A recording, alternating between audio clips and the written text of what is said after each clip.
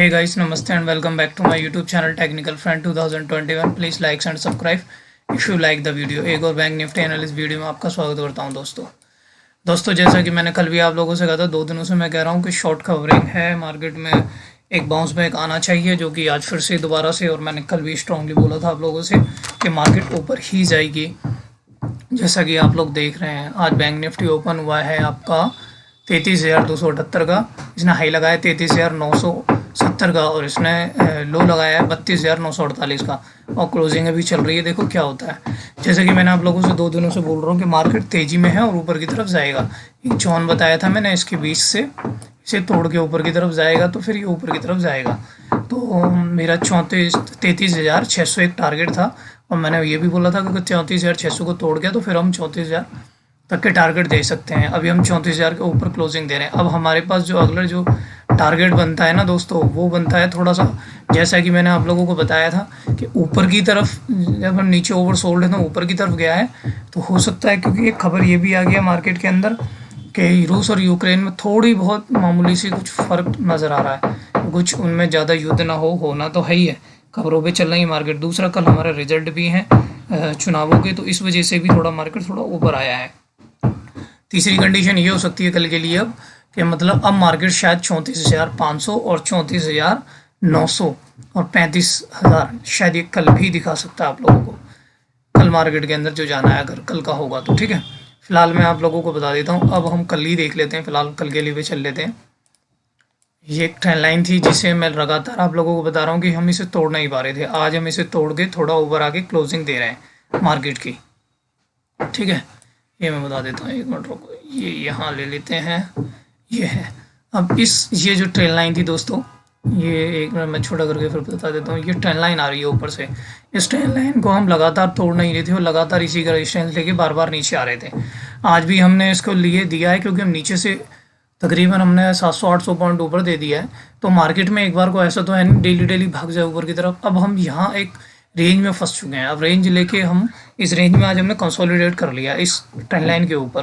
तो हो सकता है अब हम मार्केट में शायद इस जोन के अंदर आ जाएं ऊपर की तरफ, और ये जोन जो बनने वाला है वो यहाँ तक बन जाएगा कम से कम। अब हमें 34,650 तक के हम टारगेट देख सकते हैं ऊपर की तरफ नीचे से।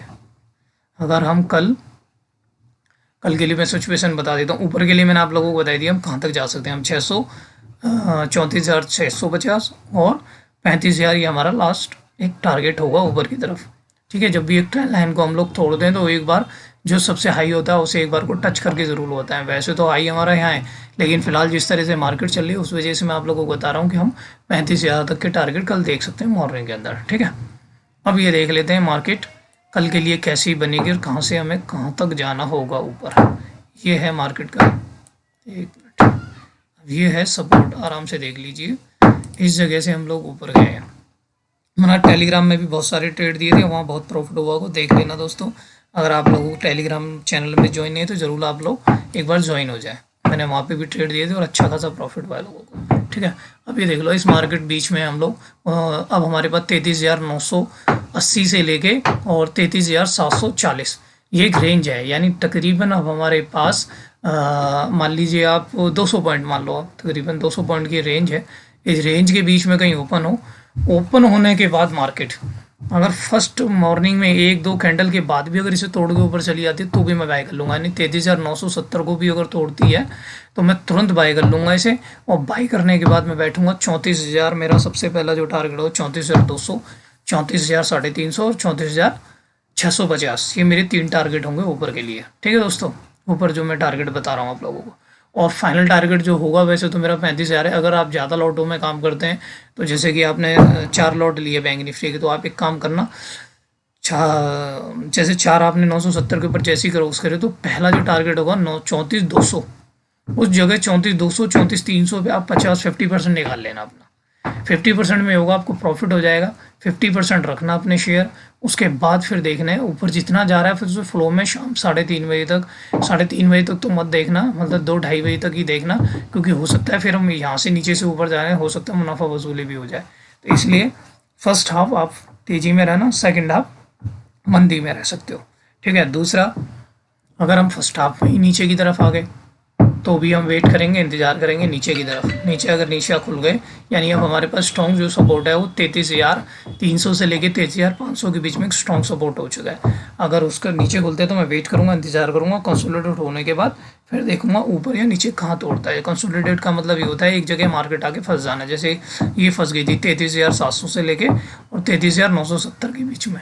अब ये ना ऊपर की तरफ तोड़ रही है ना नीचे की तरफ, यहाँ नीचे आती है तो ऊपर भाग जाती है, ऊपर आती है तो नीचे आ जाती है। ठीक है दोस्तों, सेम कंडीशन यही है और ये हमारे लिए बहुत अच्छा हुआ है। इस जगह पे लास्ट मोमेंट पे उस जगह पे खड़ी हुई है, मतलब यहाँ से अगर ऊपर की तरफ गई तो बहुत अच्छा एक शॉर्ट कवरिंग आ जाएगी, क्योंकि शॉर्ट कवरिंग बहुत है मार्केट के अंदर। ठीक है, ऊपर अगर हम खुल जाते हैं आज की तरह, जैसे मैंने पहले ही बताया था, अगर आज की तरह हम ऊपर की तरफ खुलते हैं तो मैं वेट करूंगा, इंतजार करूंगा उसके नीचे दोबारा वापस आने से, टच करने का, जैसे 100-200 पॉइंट पर 34,000 34,050 पे खुल जाए।